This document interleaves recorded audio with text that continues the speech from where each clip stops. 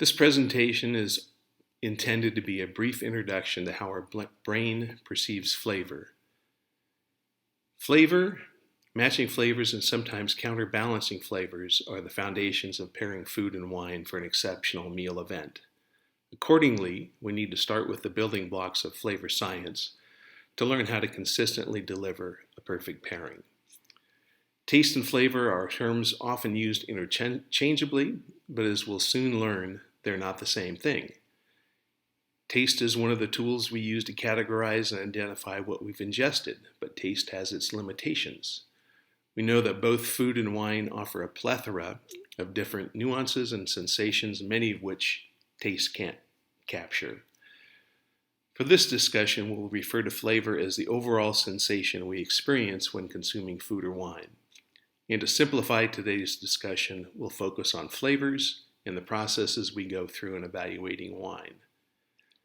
As we begin to understand the contribution of our five senses when tasting wine, we'll learn how signals are sent to our brain in different pathways using chemical, physical, or psychological processes.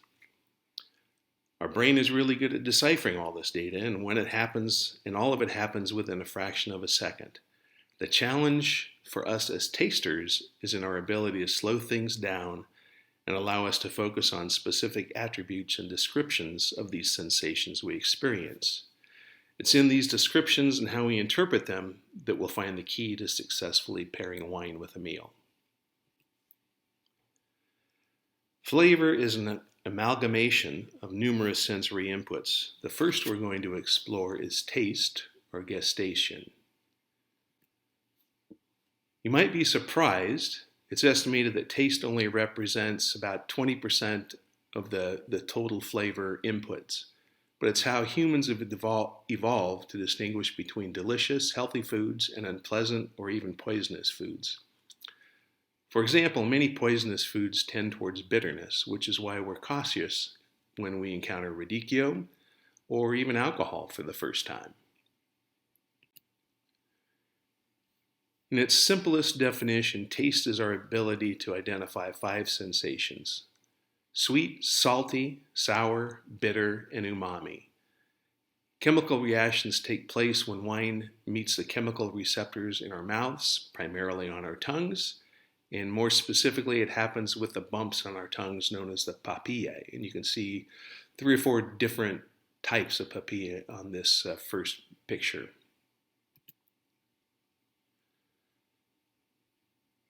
Many of these papillae house our taste buds, and these taste buds have hairs that contact or attract wine molecules which ignite the receptor cells, initiating nerve signals being sent to the brain.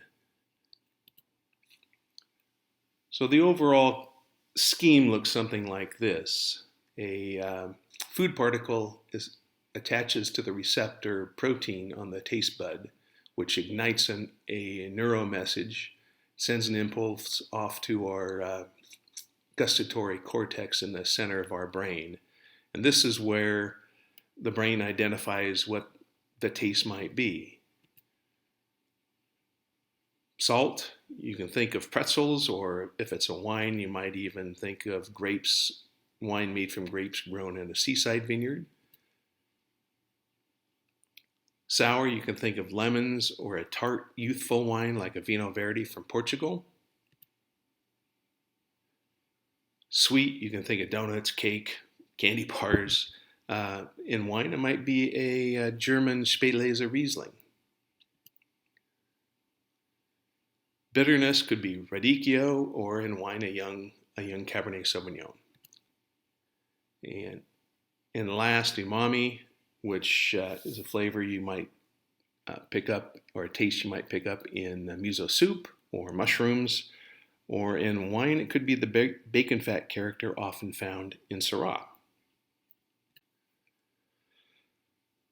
The second sensory input we're going to explore is aroma, or olfaction, smell, what we smell. And this is the most important sense. Olfaction or smell accounts for up to 80% of the overall sense of flavor. That's why you'll see people swirling their wine glasses, sticking their nose deep into the bowl, and breathing in deeply. It's also why many experienced tasters aerate wine by sucking in wine through their mouths while they taste, or sucking in air through their mouths while they taste.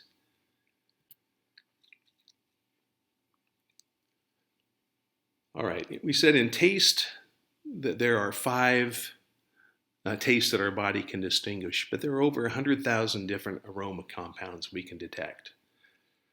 For aromas to be recognized, they must be volatile molecules, and it's interesting to note that molecular volatility is temperature dependent.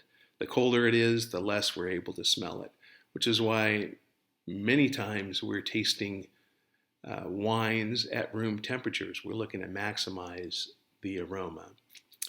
These molecules enter either through our nose or retronasally through the back of our mouths. So you can see that the aromas coming in with these green arrows either through our mouths or our nose. And where they're headed is towards the top of the nasal cavity, where you see these hair-like structures pictured.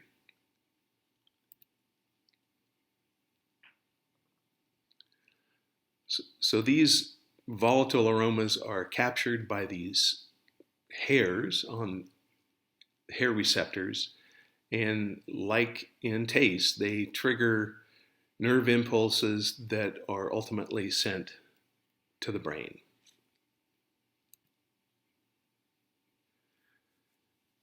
So when we taste wine, it's one of the biggest challenges is how do we talk about it? And Ann Noble from UC Davis developed what's become known in the wine industry as the wine aroma wheel. Her intent was to standardize some aromas we experience in wine and help develop vocabulary that we can use to express these aromas. For example, we can look at some of these different characters. Is the wine floral? Is it spicy? Is it fruity? Is it vegetative?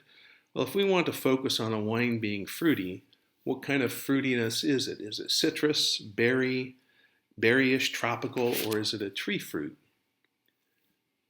Next level, if it's a tree fruit, is it a cherry, an apricot, peach, pear, apple? And what you'll see is we can actually, if we're getting better and better at describing this, is we can go even further. If it's an apple, is it an underripe apple? Is it a ripe apple? Is it pippin apple, a red delicious apple, fresh apple, stale apple, a bruised apple? So the wine aroma wheel is an important tool that we can use to help trigger some descriptions in our heads and how we describe the aromas that we experience. So at this point, we've talked about taste and aroma and sending nervous impulses to the brain. The taste receptors send the impulses straight to the thalamus, which is right in the center of our brains. And aroma is a little bit different. It sends nerve impulses to one of 3 different locations. The hippocampus is where this is a new aroma. We're trying to learn about it, whether we like it or whether we don't. The amygdala is where we actually store our memories of different aromas. So that's where the old real estate agent trick of an open house of boiling cinnamon sticks on the stove triggers fond memories. Or when we smell the baking of a chocolate chip cookie, we think of baking cookies with our grandma at Christmas. Ultimately, all these impulses are sent when we pick up this aroma to the thalamus. And it's here where taste and smell are connected, and that's where we get the overall sense of what we're tasting and smelling for that particular item. So the question is, taste and aroma equals flavor, right? Well, yes, no, kinda, sorta. From a chemical perspective, this is true, but there's a lot more going on in flavor than just taste and smell. So the next sense we're going to look at is touch, or a tactile sensation.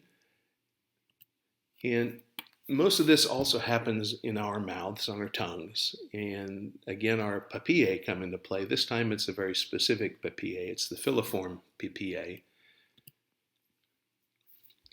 And these structures are a little bit different. Rather than having the taste buds, they have these hair-like structures, or they are a hair-like structure, essentially, that attaches to the molecules in the wine.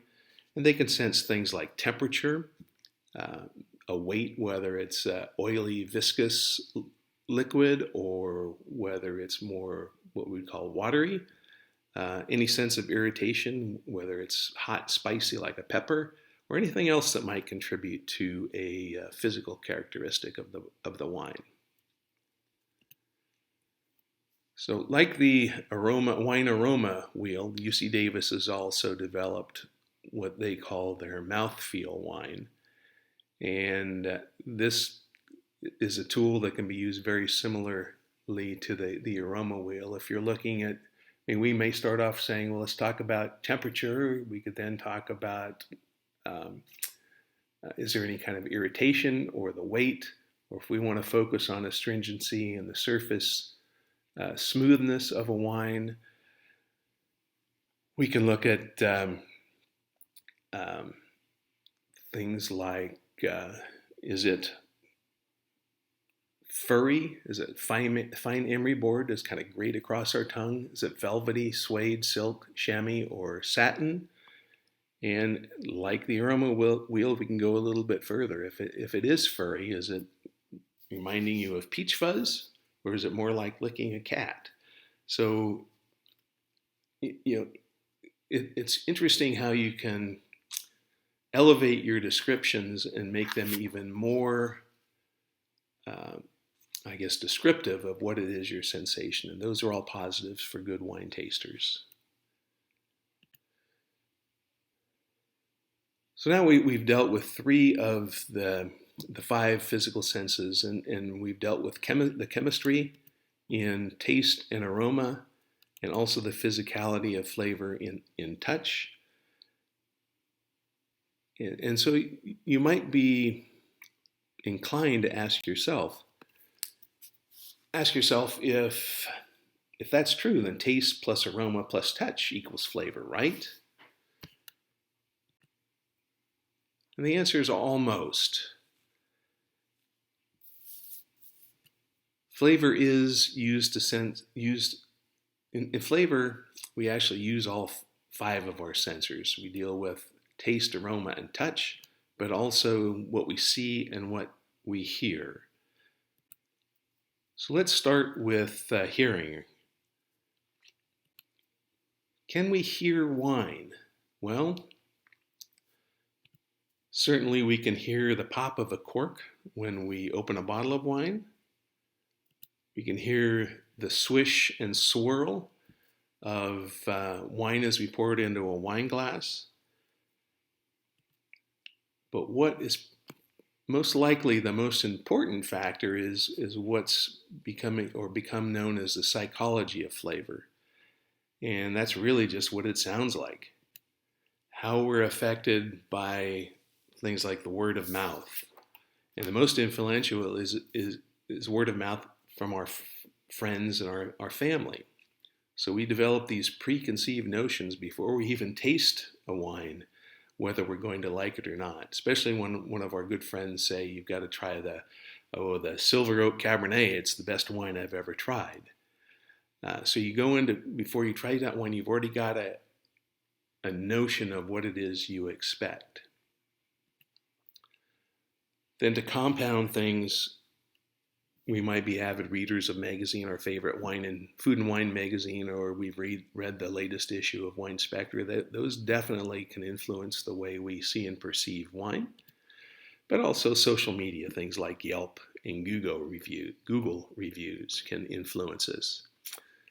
So what becomes important is, how do we objectively evaluate wine when we have all these external influence in things that we hear and or read? It's why it's a good idea when we're trying to evaluate a wine seriously is to reserve our thoughts and comments until everyone's completed their evaluation.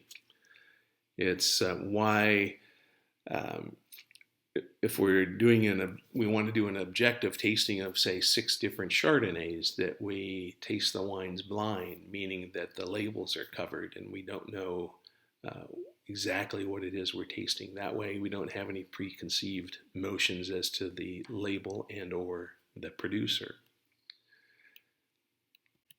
So, if hearing plays such an important role, what about what we see? If the wine's cloudy or the cork has some residue on it,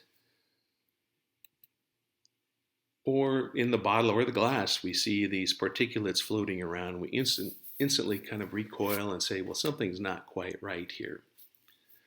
And that's just the clarity of the wine. What about the color? Well, if we go back into the evolution of humans, we experienced early on that as fruit and vegetables ripen, their color changes. So we learned that red is associated with sweetness. So if you just took something as simple as an apple, a green hard apple is going to come across as tart, whereas when it ripens and changes color to red, now all of a sudden it's a sweet fruit. Yellow and green is associated with sour flavors. Obviously, lemon is yellow, but green I mentioned earlier as a fruit that comes across as a sourness. White as connected to saltiness, and brown and black, things like cocoa or coffee, are associated with bitterness. So color definitely prejudices our flavor perceptions. So the fifth sense that we need to look at is the color, the clarity, and what it is we actually see. And looking at wines, specifically white wines, will vary within the color spectrum of a yellow with some greenish tinges to a golden or even a brownish color. Wines with a greenish tinge might exhibit a tart edge to it. Wines like Vinho Verde from Portugal, a Riesling, or even a New Zealand Sauvignon Blanc can often have green edges. An aged Chardonnay, on the other hand, is going to be more on the yellow with some golden hues. And if we see brown, based on what we've experienced with most white wines, we're going to be saying something's not quite right. Is it old? Is it oxidized? There's a potential problem. Rosé or blush wines can vary in color as well. And there's really 2, maybe 3 different factors that contribute. One is the type of grapes used to produce the wine. Pinot Noir, for example, is not a heavily pigmented wine, so you'll often see a light pink to it with a definite orange hue. Merlot will be a little more of a light pink. Grenache, on the other hand, is almost a bright fuchsia. Another contributing factor, color of rosé wine, is when you start getting into brown tones. Rosé wines age quicker than any other wine, so when you start seeing some brown tones, probably indicates some age in the wine. Red wines can range anywhere from an inky, almost black purple color, like a Zinfandel or a Petit Syrah, to a lighter reddish, to even one with a little bit of a brown edge. Brown edges you can get into with a more aged wine. Some wines are really described as a brick color, but they're factors of the variety used, how ripe the grapes were when they were picked, and the age. So colors even on reds can vary dramatically. And whether we know it or not, all these different inputs happen everywhere around us. We hear things, we see things, we smell, we taste, we touch things, and all of these go into what we sense as flavor. They're all funneled into our brain, and it's that computer of our brain that spits things out very quickly in terms of whether we like the wine, whether it's just so-so, or if it's not to our preference.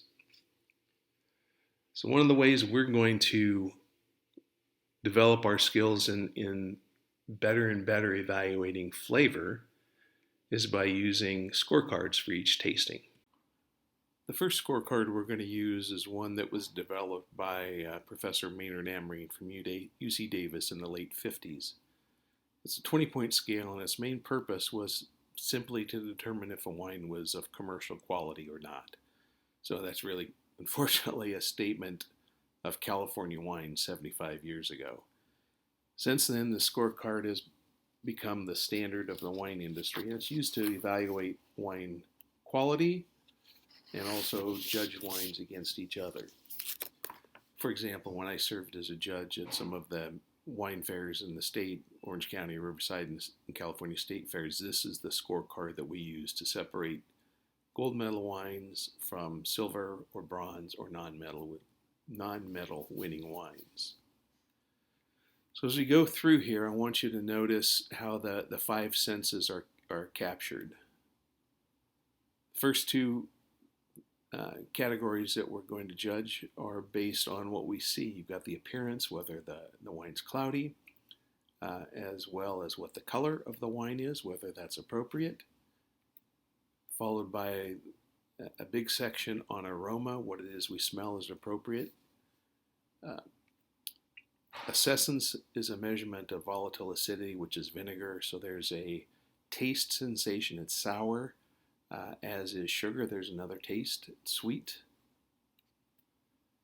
Body and astringency are both tactile sensations, so we see that our touch is being captured.